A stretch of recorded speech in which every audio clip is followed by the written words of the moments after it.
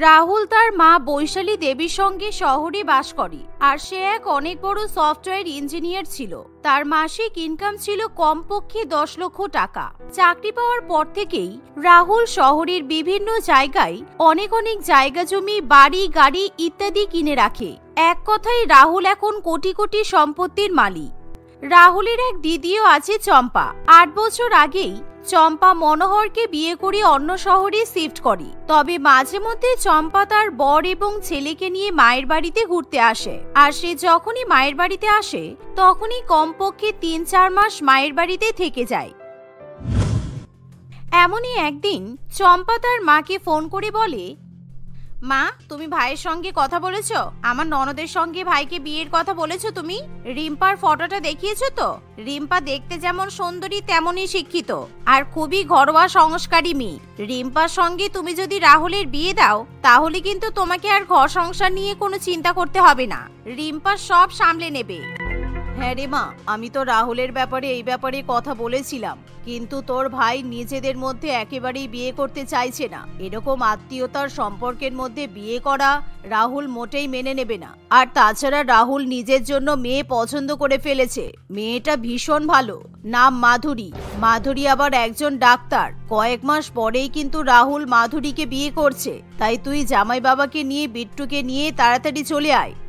মায়ের মুখে এমন কথা শুনে চম্পা একেবারে তেলে বেগুনে জ্বলে ওঠে। তাই সে তখনই ফোন রেখে দিয়ে তার বরের সঙ্গে ব্যাপারটা নিয়ে আলোচনায় বসে পড়ে।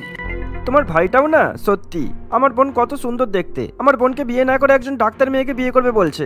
ভেবেছিলাম একবার আমার বোন তোমাদের বাড়ির বউ হতে পারলে আমাদেরকে আর ভবিষ্যতের জন্য চিন্তা করতে হবে না। তোমার বড়লোক ভাইয়ের সঙ্গে আমার বোনের বিয়ে দিলে আমরাও বড়লোক হয়ে যেতাম। তোমাকে তো আগেই বললাম আমার ভাই রাজি হবে না। মায়ের কথা শুনে যা মনে হলো মাধুরীকে মায়ের খুব পছন্দ হয়েছে। কি আর করা যাবে, চলো মায়ের বাড়িতে গিয়ে কয়েক মাস থেকে আসি আর ভালো মন্দ খেয়ে আসি। হ্যাঁ যাবো তো বটে, কিন্তু এবার আমি বড় ছোট হাত মেরে তারপর আসবো, কারণ আমি বড়লোক হতে চাই। আর বড়লোক হতে হলে তোমার ভাইকে যে করেই হোক কাজে লাগাতেই হবে, বুঝেছো? এভাবেই চম্পা এবং মনোহর নিজেদের মধ্যে ষড়যন্ত্র শুরু করে।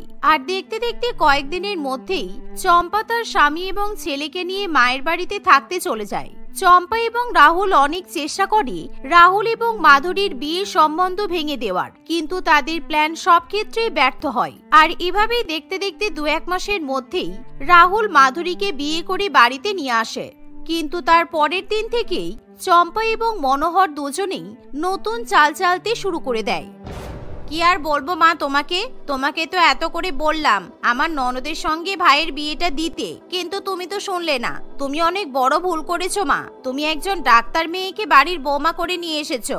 মাধুরী মেয়েটা কিন্তু ভীষণ চালাক। ও সবসময় হসপিটালের কাজে ব্যস্ত থাকবে, মাসে মাসে টাকা ইনকাম করবে আর তোমাকে বাড়ির চাকর বানিয়ে রাখবে। তুমি দেখে নেবে এটাই হবে তোমার সঙ্গে। হ্যাঁ চম্পা, তুমি একদম ঠিকই বলেছো, কারণ ডাক্তারদের তো এখন কাজের অনেক চাপ থাকে। আর যারা ডাক্তার হয় তারা তো বাড়িতে থাকার সময়ও পায় না। রাত নেই দিন নেই, সবসময় তাদেরকে হসপিটালেই পড়ে থাকতে হয়। বাড়ির বউ এবার সবসময় হসপিটালের কাজেই ব্যস্ত থাকবে, আর মাকে এবার নতুন বৌমা সেবা যত্ন করতে হবে। এভাবেই চম্পা এবং মনোহর দুজনে মিলে বৈশালী দেবীর ব্রেন ওয়াশ করার চেষ্টা করে। তোদের কি মাথা খারাপ হয়ে গেছে? তোরা ভাবলি কি করে আমি সংসারের সমস্ত কাজকর্ম করব, তার উপর আবার বৌমার সেবা করব? বৌমা ডাক্তার, তাতে আমার কি? হসপিটালের ডাক্তার হওয়ার আগেও ও আমার বাড়ির বৌমা, তাই আমি ওকে যেভাবে চলতে বলবো ওকে সেভাবেই চলতে হবে। কাল থেকেই আমি সংসারের সমস্ত কাজের দায়িত্ব ওর উপর চাপিয়ে দেব, তোরা চিন্তা করিস না। এভাবেই দেখতে দেখতে সেই দিনটা কাটে। আর পরের দিন সকাল 7টার সময় মাধুরী যখন ঘুম থেকে ওঠে তখন বৈশালী দেবী মাধুরীর ঘরে গিয়ে চিৎকার চেঁচিমেচি করতে শুরু করে। কি হলো বৌমা, সকাল 7টা বাজে, তুমি এখন ঘুম থেকে উঠলে? তুমি হয়তো জানো না আমাদের বাড়িতে কিন্তু কোনো কাজের মেয়ে নেই, কারণ বাইরের লোকেদেরকে দিয়ে সংসারের কাজ করানো মোটেই আমার পছন্দ নয়। তাই এতদিন পর্যন্ত সংসারের সমস্ত কাজকর্ম আমি করেছি, এখন কিন্তু তোমাকেই সব দায়িত্ব নিতে হবে। হ্যাঁ মা, আসলে কালকে তো অনেক রাত পর্যন্ত আমার হসপিটালে ডিউটি ছিল, সেই জন্য ঘুমাতে অনেক লেট হয়েছে, তাই আমি তাড়াতাড়ি উঠতে পারিনি। তা না হলে অন্যান্য সময় আমি ভোরবেলায় ঘুম থেকে উঠে পড়ি। দেখো, আমি কিন্তু প্রথম দিন থেকেই তোমাকে একটা বিষয় ক্লিয়ার করে দিচ্ছি। আমি কিন্তু তোমার হসপিটালের কোনো গল্প শুনতে প্রস্তুত নই। তোমার হসপিটালে কখন ডিউটি শুরু হবে, কখন শেষ হবে, এগুলো শুনে তো আমার কোনো লাভ নেই। আমার সংসারের কাজকর্ম যেন সঠিক সময়ে হয়ে যায়, এটাই আমি দেখব। যাও এখন তাড়াতাড়ি রান্নাঘরে গিয়ে এঁটো বাসনগুলো মেজে নাও। শাশুড়ি মায়ের মুখে এমন কথা শুনে মাধুরীর ভীষণই খারাপ লাগে। আর ঠিক এমন সময় সেখানে চম্পার বাচ্চা ছেলে বিট্টু এসে বলে, দিদুন দিদুন, আমার খুব খিদে পেয়েছে। আমি কড়াইশুঁটির কচুরি আর আলুর দম খাবো। শীতকাল তো পড়ে গেছে, আমার শীতকালে কড়াইশুঁটির কচুরি খেতে খুব ভালো লাগে দিদুন। হ্যাঁ বিট্টু, আজকে তোমার নতুন মামিমা আমাদের সবাইকে কড়াইশুঁটির কচুরি আর আলুর দম বানিয়ে খাওয়াবে। কি বৌমা, রান্না বান্না করতে পারো তো, নাকি শুধু হাসপাতালের রোগীদের চিকিৎসা করতেই জানো? না না মা, আমি ছোটবেলা থেকে মায়ের কাছে রান্না বান্নাও শিখেছি, তাই আমি সব রকমের খাবারই রান্না করতে পারি। আর শোনো, আমার জন্য কিন্তু তুমি কড়াইশুঁটির কচুরি বানাবে না। আমার কড়াইশুঁটি খেতে একদম ভালো লাগে না, তাই তুমি বরং আমার জন্য ফুলকপির পরোটা বানাবে। আর মা দেখো না, আমি যেদিন থেকে এই বাড়িতে এসেছি সেদিন থেকে একবারও আমাদের কারো জামা কাপড় কাচা হয়নি। সব জামা কাপড় নোংরা হয়ে পড়ে আছে। আমি যদি এখন জামা কাপড় কাচতে শুরু করি তাহলে জানো তো বিট্টুর বাবা রেগে যাবে, বলবে দুদিনের জন্য মায়ের বাড়িতে ঘুরতে এসে আবার কাজ করছে। এই না না, তুই কেন বাড়ির কাজ করতে যাবি? তোকে আমি আজ পর্যন্ত কখনো বাড়ির কাজ করতে দিয়েছি? বৌমা, তুমি কিন্তু আজকে বাড়ির সবার নোংরা জামা কাপড়গুলো কেচে ধুয়ে পরিষ্কার করে দেবে। এভাবেই বৈশালী দেবী একসঙ্গে মাধুরীর উপর অনেক কাজের বোঝা চাপিয়ে দেয়, যার ফলে মাধুরী অনেকটাই চাপে পড়ে। কারণ বিকাল 4টে থেকে মাধুরীর হসপিটালে ডিউটি আছে, তাই সে তাড়াতাড়ি করে একে একে বাড়ির সমস্ত কাজকর্ম করতে শুরু করে দেয়। সে বিকালের মধ্যেই বাড়ির সমস্ত কাজকর্ম এবং রান্নাবান্না সেরে নেয় আর বিকালে সময় মতো হসপিটালে চলে যায়। এভাবেই প্রত্যেকদিন চম্পা এবং তার মা মাধুরীর উপর অনেক অনেক কাজের বোঝা চাপিয়ে দিতে থাকে, যার ফলে মাধুরী একটুও বিশ্রাম নেওয়ার সময় পায় না। হসপিটালে গিয়েও তাকে দীর্ঘক্ষণ ধরে ডিউটি করতে হয়, তাই এখন সবসময় মাধুরী প্রচন্ড পরিমাণে ক্লান্ত থাকে, আর যা দেখে রাহুলের মোটেই ভালো লাগে না। মা, তোমার সঙ্গে একটু কথা ছিল। আসলে মাধুরীকে একা একা বাড়ির সমস্ত কাজকর্ম করতে হচ্ছে, আর তার উপর আবার হসপিটালের কাজ তো আছেই। মাধুরী একা একা এত কিছু কাজ সামলে উঠতে পারছে না, তাই আমার মনে হয় বাড়িতে 2-1 কাজের মেয়েকে রাখা দরকার। রাহুলের কথা শুনে চম্পা এবং মনোহর দুজনেই ফোড়ন কাটতে শুরু করে দেয়। চম্পা, এটা কিন্তু ঠিক নয়। তুমি কেন এনাদের পার্সোনাল ব্যাপারে ইন্টারফেয়ার করছো? এনারা কি করবেন না করবেন এনাদের উপর ছেড়ে দাও না। আমরা কদিন ঘুরতে এসেছি, ঘুরে চলে যাব। কেন জামাই বাবা, আমার মেয়েও তো এই পরিবারেরই অংশ, তাহলে ও কেন কিছু বলতে পারবি না? আর রাহুল, দুদিন বউ বাড়িতে এসে কাজকর্ম করছে দেখে তোর খুব কষ্ট হচ্ছে তাই না? আর এতদিন ধরে আমি যে সংসারের পেছনে খেটে এসেছি, তখন তোর একবারও মনে হয়নি যে বাড়িতে মায়ের হেল্প করার জন্য কাজের মেয়ে রাখা দরকার? এতদিন যখন এই বাড়িতে কাজের মেয়ে রাখা হয়নি, তাই এখনো রাখা হবে না। আর তোর যদি এতে কোনো সমস্যা থাকে তাহলে তুই তোর বউকে নিয়ে আলাদা থাকতে পারিস। আমি এই বুড়ি বয়সে একা একা জীবন কাটিয়ে দিতে পারবো। মায়ের কথা শুনে রাহুলের প্রচন্ড পরিমাণে রাগ হয়, কিন্তু সে তবুও কোনো কথা বলতে পারে না। তবে রাহুলের আচার আচরণ দেখে চম্পা এবং তার বর এবার অন্য ষড়যন্ত্র করতে শুরু করে। আমাদের এবার অন্য কোনো প্ল্যান করতে হবে, কারণ মাধুরী তোমার ভাইকে ভালো মতো বস করে নিয়েছে। রাহুল এখন তো মাধুরীর কথা শুনে উঠতে বসতে শুরু করেছে। আমাদেরকে এবার মাধুরীর বিরুদ্ধে রাহুলকে উস্কানি দিতে হবে। রাহুলের মন মাধুরীর প্রতি একবারে বিষিয়ে তুলতে হবে, যাতে রাহুল আর মাধুরীর ডিভোর্স হয়ে যায়। আর মাধুরী যদি রাহুলকে ছেড়ে চলে যায় তাহলে রাহুল একেবারে পাগল হয়ে যাবে, আর সেই সুযোগে রাহুলের সমস্ত সম্পত্তি আমাদের নামে করে নেব, বুঝেছো? হ্যাঁ, তুমি কি বলতে চাইছো আমি বুঝতে পেরেছি। কাল থেকেই আমি আমার কাজে লেগে পড়বো। পরের দিন থেকেই চম্পা এবং মনোহর দুজনেই মাধুরীর বিরুদ্ধে রাহুলকে উস্কানি দিতে শুরু করে। এভাবেই দেখতে দেখতে কিছুদিন কাটে।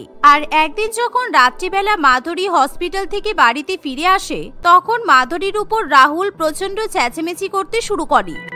তোমাকে আমি কতবার ফোন করেছি, তুমি একবার আমার ফোন রিসিভ করোনি কেন? তুমি এখন এতই ব্যস্ত যে সারাদিন একটাবার আমাকে ফোন করার সময় পাও না, নাকি তুমি ইচ্ছা করে আমাকে ইগনোর করতে শুরু করেছো বলো তো? রাহুল, তুমি এসব কি বলছো? আমি তোমাকে ইগনোর করব কেন? আর তুমি আমার সঙ্গে এভাবে কথা বলছো কেন? তুমি তো আগে কখনো আমার সঙ্গে এভাবে কথা বলনি। আমি তো তোমাকে বলেইছিলাম যে আজকে আমার অনেকগুলো ওটি ছিল, তাই আমার ফোন আমার কাছে ছিল না, আমার ফোন রিসেপশনে ছিল। তবে ওটি রুম থেকে বেরিয়ে আমি তোমাকে ফোন করব ভেবেছিলাম, কিন্তু ততক্ষণে আমার ফোনে চার্জ ছিল না বলে আমার ফোন সুইচ অফ হয়ে গেছে। থাক, তোমাকে আর বাহানা করতে হবে না। আজকে আমার দিদি আর জামাইবাবুর অ্যানিভার্সারি ছিল, তাই আমাদের ফ্যামিলির সবাই মিলে একসঙ্গে ঘুরতে যাওয়ার কথা ছিল, কিন্তু তুমি সমস্ত প্ল্যানিং নষ্ট করে দিলে। দিদি আমাকে আগেই বলে দিয়েছিল যে তুমি ইচ্ছাকৃতভাবে আজকে আমাদের ফোন ধরবে না, যাতে তোমাকে আমাদের সঙ্গে ঘুরতে যেতে না হয়। আমি সবই বুঝতে পারছি। এমন সময় রাহুলের চিৎকার চেঁচেমেচি শুনি চম্পা এবং তার স্বামী সেখানে চলে আসে। থাক ভাই, তুই বেকার বেকার আমাদের জন্য তোর বউয়ের সঙ্গে ঝগড়া করিস না। আমরা এমনিও কয়েকদিন পর নিজেদের বাড়িতে চলে যাব। দেখ না, আজকে আমাদের অ্যানিভার্সারির দিনে আমাকে সারাটা দিন বাড়ির কাজকর্ম করতে হয়েছে। বৌদি বাড়ি ছিল না, মায়ের শরীর খারাপ, বাড়ির সব কাজকর্ম রান্নাবান্না করতে করতে আমি একেবারে ক্লান্ত হয়ে গেলাম। তোমাকে তো আমি আগেই বলেছিলাম বাড়ি ফিরে চলো, তাহলে আমরা ভালো মতো অ্যানিভার্সারি সেলিব্রেট করতে পারবো, কিন্তু না, তুমি তো মায়ের বাড়িতে পড়ে থাকলে। এখন দেখলে তো তুমি এই বাড়ির মেয়ে নাও, বাড়ির চাকর হয়ে গেছো। এসব কথা শুনি রাহুল মাধুরীর উপর আরো বেশি পরিমাণে চটে যায়। না না দিদি জামাইবাবু, তোমরা দয়া করে রাগ করো না। আমাদের জন্য তোমাদের এত ভালো স্পেশাল দিনটা নষ্ট হলো, কিন্তু তোমাদের জন্য আমার আর মাধুরীর তরফ থেকে একটা উপহার আছে। মাধুরী, তুমি কয়েকদিনের জন্য হসপিটালে ছুটি নাও, আমরা দূরে কোথাও ফ্যামিলির সবাই মিলে একসাথে ঘুরতে যাবো। আর আমি কিন্তু এবার তোমার কোনো কথা শুনবো না। তোমার হসপিটাল, তোমার কাজের গল্প আমি আর শুনতেও চাই না, বুঝেছো তো? রাহুল মাধুরীর কথা শুনে কোনো রকম ভাবে না বলতে পারে না, যার ফলে মাধুরী তার পরিবারের সঙ্গে দূরে কোথাও ঘুরতে যাওয়ার জন্য রাজি হয়ে যায়। এরই মধ্যে চম্পা এবং মনোহর এক বড় রকমের ষড়যন্ত্র করে ফেলে। কয়েকদিনের মধ্যেই সবাই মিলে যখন বাইরে ঘুরতে যায়, তখনই চম্পা এবং মনোহর রাহুল এবং মাধুরীর খাবারে বিষ মিশিয়ে দেয়। এতদিন পর আমরা এত ভালো একটা সুযোগ পেয়েছি, আমরা বাইরে ঘুরতে এসেছি, আর এখন আমরা বাইরে রেস্টুরেন্টের খাবারও খাচ্ছি। এই খাবার খেয়ে রাহুল আর মাধুরী দুজনে একসঙ্গে মারা গেলেও আমাদের উপর কেউ সন্দেহ করবে না, আর ওরা দুজন একসঙ্গে মারা যাওয়ার পর সমস্ত সম্পত্তির মালিক আমরা। রাহুল আর মাধুরীর খাবারের প্লেট দুটো সাইডে রেখে দাও। এমন সময় সেখানে বিট্টু চলে আসে। ওরে বাবা, এখানে তো অনেক খাবার আছে। মা, আমার খুব খিদে পেয়েছে, আমাকে খেতে দাও। দাঁড়া, সবসময় খাই খাই করবি না তো, তুই এখানে বস কিছুক্ষণ। আর শোন, এই দুটো প্লেটের খাবার কিন্তু খাবি না, কেমন? এই খাবার দুটো তোর মামা আর মামি খাবি। তুই এখানে বস, আমরা তোর মামা মামিকে ডেকে নিয়ে আসছি, তারপর আমরা সবাই মিলে একসঙ্গে খাবার খাবো। এই বলে চম্পা এবং মনোহর রাহুল, মাধুরী এবং বৈশালী দেবীকে ডাকতে চলে যায়, কিন্তু এরই মধ্যে বিট্টু সেই বিষ মেশানো খাবার খেয়ে ফেলে, যার ফলে তখনই বিট্টুর শরীরে বিষক্রিয়া ঘটে আর তার মুখ থেকে সাদা ফেনা উঠতে শুরু করে। এমন সময় যখন সবাই মিলে বিট্টুর কাছে আসে আর বিট্টুর এরকম অবস্থা দেখে সবাই কান্নাকাটি শুরু করে দেয়, কিন্তু এমন সময় মাধুরী গাড়ি থেকে তার ফার্স্ট এড বক্স নিয়ে আসে আর বিট্টুর শরীরে একটা ইনজেকশন পুশ করা মাত্রই ধীরে ধীরে বিট্টু সুস্থ হয়ে উঠতে শুরু করে। আর এভাবেই চম্পা এবং মনোহর নিজেদের পাপের শাস্তি পেয়ে যায়। তারা তখনই হাত জোর করে সবার কাছে নিজেদের ভুল স্বীকার করে, আর এরকম ঘটনার পর থেকে চম্পা আর মনোহর নিজেদেরকে শুধরে নেয়। তারা আর কখনো রাহুল এবং মাধুরীর জীবনে কোনো রকম হস্তক্ষেপ করে না, যার ফলে মাধুরী এখন তার স্বামী এবং শাশুড়ি মাকে নিয়ে হাসি খুশি সংসার করতে পারে। মনিকা শহর থেকে দূরে এক প্রত্যন্ত গ্রামীণ অঞ্চলে থাকত। তাদের গ্রামের ৮০% লোকের প্রধান পেশা ছিল কালো জাদু করা। সেখানকার বাচ্চারাও ছোটখাটো টোটকা ব্যবহার করতে পারত।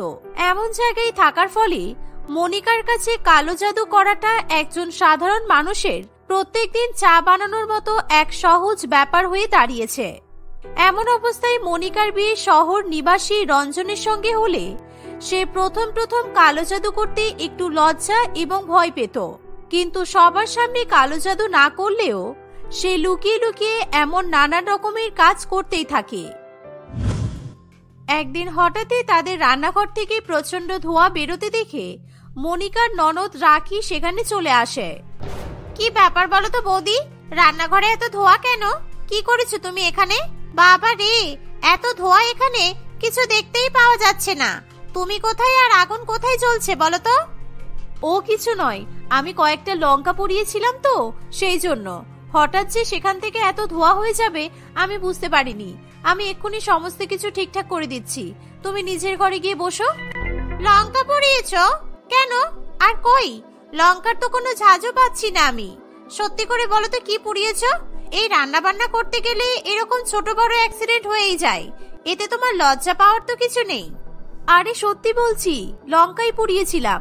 আসলে এই বাড়ির প্রচুর নজর লেগেছে তো, সেই জন্য লঙ্কার কোনো ঝাঁঝ আসেনি।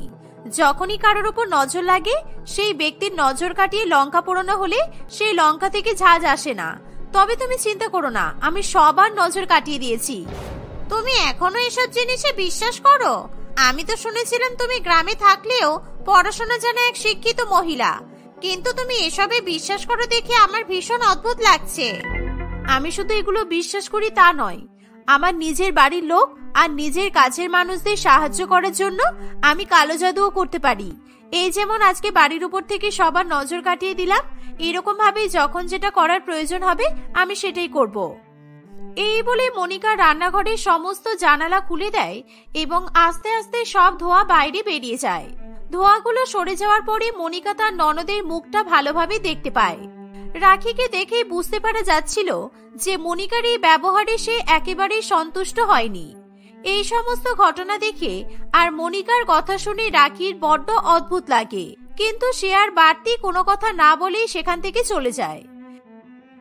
দেখতে দেখতে আরো কয়েকদিন কাটে। আজকাল মনিকা একটু বেশি কালো জাদু করা বিভিন্ন রকম টোটকা ব্যবহার করা শুরু করে। তার এই ব্যবহারে তার স্বামী, শাশুড়ি, ননদ প্রত্যেকেই বেশ অসন্তুষ্ট হয়। এ কি, আমি যে তোমাকে বললাম আমার অফিসের মিটিং এ আমাকে নীল রঙের শার্টটাই পরে যেতে হবে, তাহলে তুমি হলুদ রঙের শার্টটা বের করছো কেন? তুমি জানো না আমাদের অফিস মিটিং এ ওই অফিসারদের নীল শার্টটাই পরতে হয়? আজকে মাসের 3 নম্বর মঙ্গলবার, আজকে নীল জামা পরা একদম ঠিক হবে না, তাই আজকে আমি কিছুতেই তোমাকে নীল জামাটা পরতে দিতে পারবো না। আজকে হলুদ পরলে তোমার সমস্ত কাজ সুন্দরভাবে মিটে যাবে। এই জামাটা পরে গেলে আমার কাজটাই থাকবে না, আর তুমি বলছো সব সুন্দরভাবে মিটে যাবে? আমি কিছুতেই হলুদ জামাটা পরে যেতে পারবো না, তুমি আমাকে নীল শার্টটা দাও। মনিকা বারবার বারণ করা সত্ত্বেও রঞ্জন খুবই জোর করতে থাকে। রঞ্জন কিছুতেই মনিকার কথা মতো হলুদ জামা পরতে চায় না। এই হলুদ শার্টটা যদিও আজকে পরে, তাহলে আজকে বিশাল সমস্যার সৃষ্টি হবে। যেভাবেই হোক আমাকে একটা ব্যবস্থা করতেই হবে যাতে রঞ্জন এই হলুদ শার্টটা পরে যেতে না পারে। এসবের নানান রকমের কথা ভাবতে ভাবতে মনিকা রঞ্জনের হাতে তার অফিসের নীল রঙের শার্টটা তুলে দেয়। রঞ্জন সেই শার্টটা পরেই অফিসে যাওয়ার জন্য তৈরি হয়। কিন্তু রঞ্জন ব্রেকফাস্ট টেবিলে খাবার খেতে এলে মনিকা ইচ্ছা করে তার ওই নীল রঙের শার্টটার উপরে তরকারি ফেলে শার্টটাকে একেবারে নোংরা করে দেয়। সেই সাথে রঞ্জনের কাছে আরো যত নীল রঙের শার্ট ছিল সবকটা শার্টই মনিকা কোনো না কোনো ভাবে রঞ্জনের অফিসে পড়ে যাওয়ার অযোগ্য করে দেয়। কোনোটার বোতাম ছিঁড়ে দেয়, আবার কোনোটা বাথরুমে গিয়ে সাবান জলে ভিজিয়ে দেয়। বাধ্য হয়ে রঞ্জনকে শেষ পর্যন্ত সেই হলুদ রঙের শার্টটা পরেই অফিসে যেতে হয়। তুমি জানো না আমাদের অফিসের মিটিংটা আজকে তুমি প্রেজেন্ট করবে? সমস্ত কিছু জেনে তুমি অফিসের দেওয়া নীল রঙের শার্টটা পরে আসোনি কেন? আমার ওই শার্টটাতে খাবার পড়ে গিয়েছিল স্যার, তাই ওটা পরে আসা সম্ভব হয়নি। তোমার কাছে আর কোনো রকমের নীল শার্ট ছিল না? যা খুশি তাই একটা মিথ্যা কথা বললেই হলো নাকি? তোমাকে আজকে কিছু করতে হবে না, তুমি বাড়ি চলে যাও। এইভাবে অফিসের নিয়ম ভঙ্গ করলে আমার প্রচন্ড রাগ হয়। কিন্তু স্যার স্যার বলছিলাম কি। মনোহর বাবু রঞ্জনের কোনো কথাই শোনে না। রঞ্জন বাধ্য হয়ে বাড়িতে ফিরে আসে। বাড়ি ফিরে এসে তার মনিকার সঙ্গে বেশ ভালো রকমের ঝগড়া হয়। মনিকা বারবার রঞ্জনকে বোঝানোর চেষ্টা করে যে এই হলুদ জামাটা পরার জন্য তার ভালো হবে, কিন্তু রঞ্জন এসব অন্ধবিশ্বাসে একেবারেই মন দিতে পছন্দ করে না।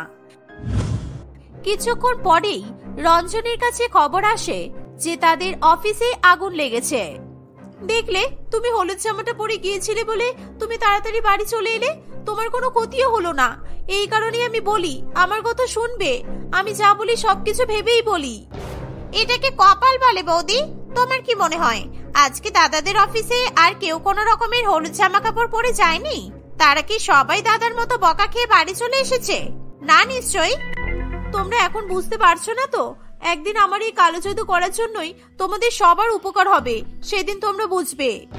উপকার হোক বা না হোক তা নিয়ে আমার কোনো মাথা ব্যথা নেই, তবে কোনো অপকার না হলেই হলো। এই বলে রাখি এবং রঞ্জন দুজনেই সেখান থেকে চলে যায়। তাদের এমন ব্যবহার মনিকার মোটেই ভালো লাগে না। মনিকার শ্বশুরবাড়ির প্রত্যেকেই তার এই কালো জাদু করা নিয়ে বিরক্তি প্রকাশ করলেও মনিকা কারোর কোনো কথাই শোনে না। দেখতে দেখতে আরো বেশ কয়েকদিন কাটে। এমনই একদিন, আমার একটা সোনার আংটি ছিল, বেশ অনেকদিন যাবত সেটা আলমারিতেই পড়েছিল। ওটা কোথায় আছে যদি জানতে পারতাম তাহলে খুব ভালো হতো। ওটা আমার স্বামীর দেওয়া প্রথম উপহার ছিল, জানো বৌমা। শেষ ওটা কোথায় রেখেছিলেন মনে আছে? কিংবা শেষ আপনি ওটা কবে হাতে পড়েছিলেন সেটা কি মনে আছে আপনার? না না, এরকম তো কিছু মনে নেই। আমি শেষ ওটা রাখিকে একবার বিয়ে বাড়িতে পড়ে যাওয়ার জন্য দিয়েছিলাম। ওর খুব ইচ্ছে ছিল ওই আংটিটা হাতে পরার। তাহলে নিশ্চয়ই ওটা রাখির কাছেই আছে। দাঁড়ান, আমি এক্ষুনি একটা জাদু ব্যবহার করে ওটার খোঁজ জানার চেষ্টা করছি। এটার জন্য জাদু করতে হবে? কি বলছো গো তুমি? আমি যখন ছোট ছিলাম তখন সবাই এসব কালো জাদুটা তো অনেকে মানতো, কিন্তু এখনো যে এগুলোকে এত মানা হয় সেটা তোমাকে না দেখলে বিশ্বাসই করতে পারতাম না।